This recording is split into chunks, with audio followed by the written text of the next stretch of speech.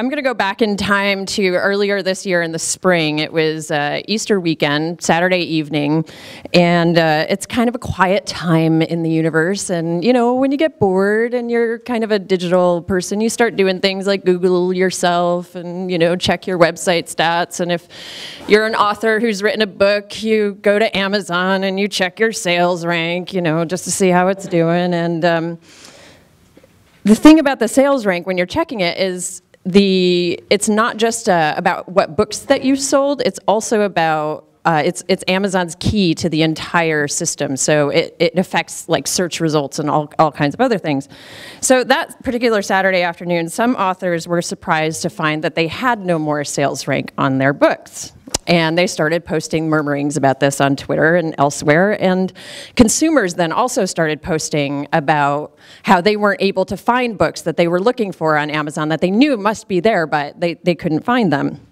And someone started to use a hashtag to express their extreme dissatisfaction with this. Who just learned today what a hashtag was? Who can tell the group what a hashtag is? You just got pointed at. Yes. Now I wrote it down, so it says a topic or number sign is used to denote a major topic.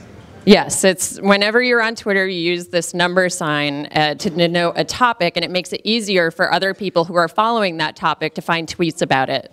If you're more interested in what hashtags are and how they can be used and some really fun stuff, there's a friend of many of ours in the room, Baratunde Thurston, did a video very recently called There's a Hashtag for That, and I highly recommend watching it. It's very good. So the hashtag that got coined that day was called Amazon Fail. And fail is sort of this awesome internet snarky way of saying this really sucks. And so all of the people that were participating in this sort of what the heck is going on Amazon were able to track each other's posts. And within a few hours, enough information had been gathered to figure out which books were being, in effect, delisted from Amazon, which were LGBT, feminist, and disability-themed sex-positive books.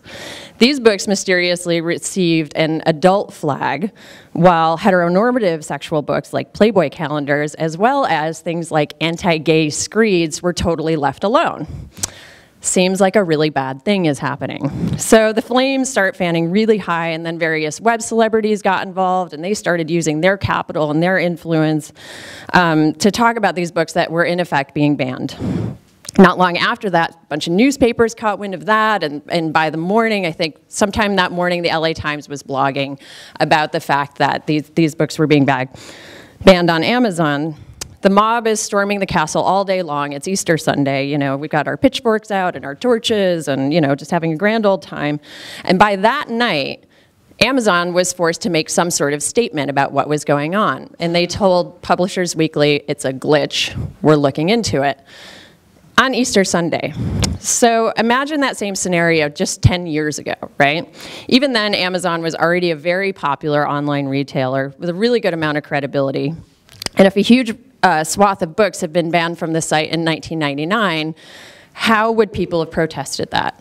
They would have sent emails, angry emails to the corporate offices. They might have pitched op-eds to newspapers, different writers and authors getting involved in that. A civil rights organization in the following days and weeks would have, you know, organized some sort of campaign and gotten involved. And in short, everyday people would have had to rely on a slow-moving, hierarchical system with lots of gatekeepers along the way, deciding if this issue was worthwhile. Instead, in 2009, these voices slipped into the consciousness of the web, created a campaign without any organizational involvement or any funding for that matter, and forced Amazon to respond in 24 hours. To ice that cake, the mainstream media played catch up in the following days, hoping to catch some scraps of the story. And just as a postscript for those that don't know, what ended up, they said happened was that Amazon France was updating the catalog that weekend, and there was some problem with the translation, and these books accidentally got flagged. And I wrote about it later. I was like, yeah, that totally sounds like, no, you guys, seriously, I have a girlfriend. She just lives in France, you know? Okay, Amazon, awesome. So